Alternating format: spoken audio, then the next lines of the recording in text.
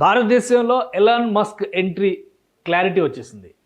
ఏ రకంగా ఆయన ఎంటర్ కాబోతున్నారు, టెస్లా కార్లతోనా లేదా హై స్పీడ్ ఇంటర్నెట్తోనా అని అందరూ ఇంతకాలం చర్చలు జరిపారు. ఫైనల్గా హై స్పీడ్ ఇంటర్నెట్ మన దేశంలో ఎంటర్ కాబోతుంది. దీనికి రెండు దిగ్గజ సంస్థలు స్టార్లింక్తో అగ్రిమెంట్ చేసుకున్నాయి.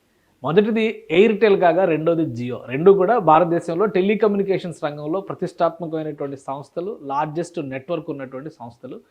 ఈ సంస్థలు రెండూ కూడా space X company, Elon Musk చెందినటువంటి కంపెనీతో అగ్రిమెంట్ చేసుకుంది. ప్రధానమైనటువంటి ఒప్పందం హై స్పీడ్ ఇంటర్నెట్ సర్వీసెస్ని అందించడం. ఆల్రెడీ మన దేశంలో 5G 7G టెక్నాలజీ గురించి మాట్లాడుతున్నటువంటి తరుణంలో ఇంకా హై స్పీడ్ ఇంటర్నెట్ ఏంటి అనేటువంటి సందేహం చాలామందికి రావచ్చు. కానీ వీటన్నిటికంటే most advanced high speed internet సిస్టమ్ని ప్రపంచంలోనే స్పేస్ ఎక్స్ ఒక్కటే అందిస్తుంది, డైరెక్ట్ శాటిలైట్ కమ్యూనికేషన్ లింక్తో.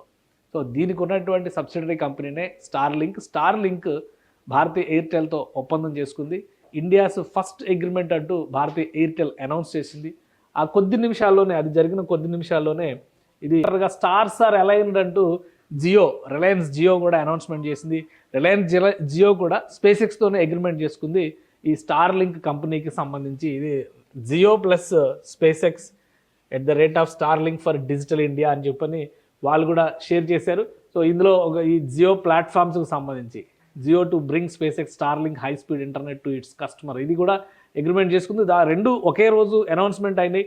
రెండు కూడా ప్రతిష్టాత్మకమైనటువంటి సంస్థలు. అయితే ఈ స్టార్లింక్ ఏంటి, దీని ప్రత్యేకత ఏంటి అంటే ఒక్కసారి మనం తెలుసుకోవాల్సి ఉంటుంది. స్టార్లింక్ అనేది హై స్పీడ్ ఇంటర్నెట్ ప్రొవైడర్గా ప్రపంచంలోనే గుర్తింపు పొందింది. ఇది డైరెక్ట్గా శాటిలైట్తో కమ్యూనికేట్ అయ్యేటువంటి హై స్పీడ్ ఇంటర్నెట్ సిస్టము.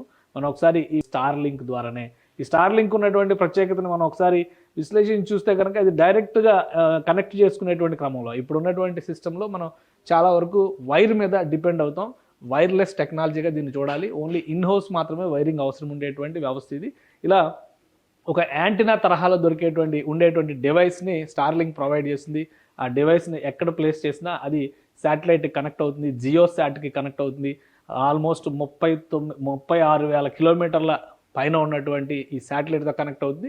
ఇవి కంప్లీట్గా ఎర్త్ ఆర్బిట్లోనే తిరిగేటువంటి శాటిలైట్లు. ఈ జియో శాటిలైట్తో కనెక్ట్ అయ్యేటువంటి క్రమంలోనే డైరెక్ట్గా ఇప్పుడు ఉన్నటువంటి సర్వీసెస్ అన్నీ కూడా వైర్డ్ సర్వీసెస్గానే మనం చూస్తాం. అంటే డిటిహెచ్ సర్వీసెస్ వస్తున్నాయి, వర్షం పడినప్పుడు సర్వీస్ డిస్టర్బెన్స్ అవుతుంది అనేటువంటి సందేహాలు ఉండొచ్చు. కానీ అమెరికాలో యూజర్స్ ఇది గ్రాండ్ సక్సెస్ అయిన తర్వాతే ప్రపంచవ్యాప్తంగా దీన్ని విస్తరిస్తున్నారు. హై స్పీడ్ ఇంటర్నెట్ ఇప్పుడు వర్క్ ఫ్రమ్ హోమ్ కల్చర్లో అలవాటు పడుతున్నటువంటి మన వాళ్ళు, ముఖ్యంగా ఎక్కడో దేశ విదేశాల్లో ఉన్నటువంటి ప్రాజెక్టులు చేస్తూ కూడా సొంత ఊళ్ళలో పనిచేసేటువంటి వాళ్ళకి ఒక పెద్ద ఉపశమనంగా దీన్ని చూడాల్సి ఉంటుంది. 5G 4G అలానే 7Gల కంటే కూడా ప్రస్తుతం ఉన్నటువంటి రాకెట్ స్పీడ్తో పనిచేసేటువంటి హై స్పీడ్ ఇంటర్నెట్గా ఇది ప్రపంచంలోనే గుర్తింపు పొందింది. సో ఎక్కడి నుంచి అయినా కానీ కనెక్ట్ అయ్యేటువంటి సదుపాయం ఈ ఇంటర్నెట్ వ్యవస్థకి ఉంటుంది. అలానే దీన్ని ఉపయోగించేటువంటి విధంగా ఇది వినియోగంలోకి వస్తే మాత్రం దేశంలో మళ్ళీ రెండో దశ సాంకేతిక విప్లవంగా మనం చూడాల్సి ఉంటుంది. ఇక స్పేస్ ఎక్స్ ఎంట్రీ తర్వాత సాంకేతిక రంగంలో ఇంకా పెనుమార్పులు సంభవించేటువంటి అవకాశాలు ఉన్నటువంటి చర్చలు కూడా ఈ అగ్రిమెంట్స్ తర్వాత జోరందుకున్నాయి. మీ అభిప్రాయాన్ని కామెంట్ సెక్షన్లో చెప్పండి. ఇంకో ఇంపార్టెంట్ టాపిక్తో నెక్స్ట్ వీడియోలో కలుద్దాం. జై హింద్.